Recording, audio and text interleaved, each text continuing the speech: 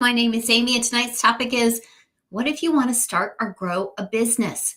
How do you do that? And I've recently had kind of a revelation that's that's going to make me cough.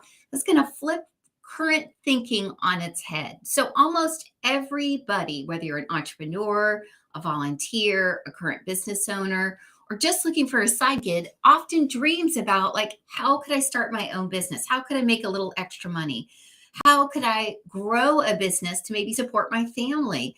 And especially in this economy, I think that's a really wise idea.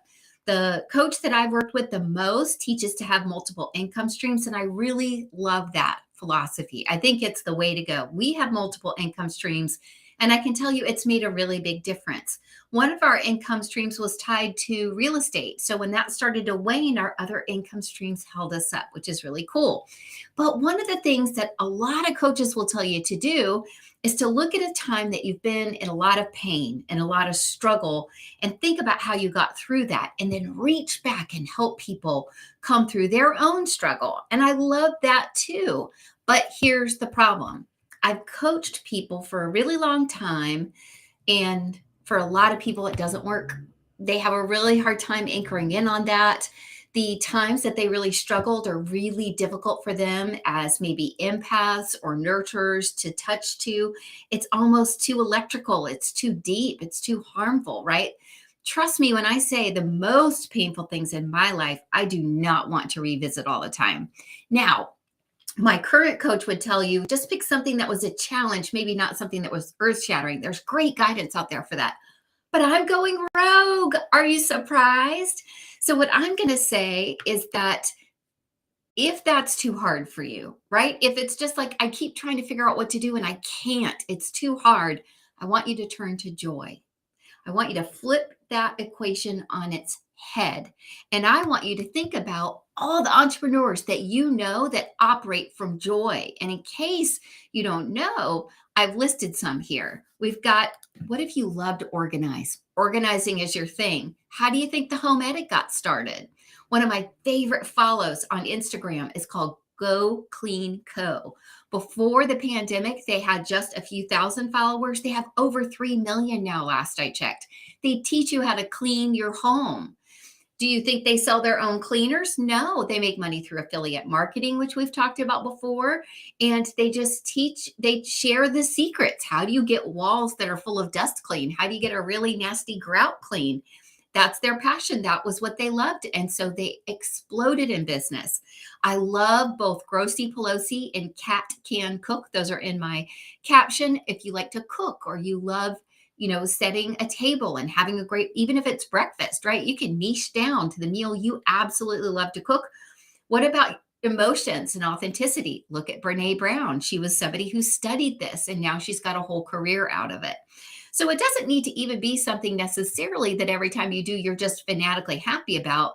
It can be something that you're good at, right? Often we'll say, what do your friends ask you for advice on? And maybe you're really good at something that doesn't come from a traumatic place. It can still be a great business.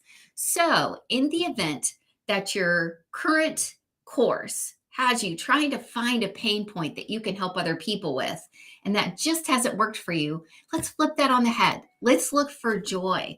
I'll tell you, one of my businesses that came from a pain point in my family is my notary loan signing business. My mom and dad went to buy a home, and my mom wasn't allowed to sign the papers or be in the room when the papers were signed. That was the law in South Carolina not that many years ago. So there's nothing that could be done about that. But what I realized was that's a really big decision. People are making that every single day in this country, millions of times a day. And it's something that can really be scary and frightful if you've never done it before. It's usually the biggest investment people make. So I started a business making sure I could really help people do that in a fun, joyful, clear, concise way. And now I teach other people how to do that. I love that business. Another business came from another pain point, my Bell's palsy. So I started a health and wellness business, teaching people how to slowly and affordably detox their homes. I love what I do. My next business is going to come from joy. It's going to come from a place of what I absolutely love to do. And that's mainly connecting with people and connecting with you and sharing good advice from all over, right? Making sure people get to meet people who they need to meet, making sure that people are getting the best out of life and the opportunity to learn what they need to learn.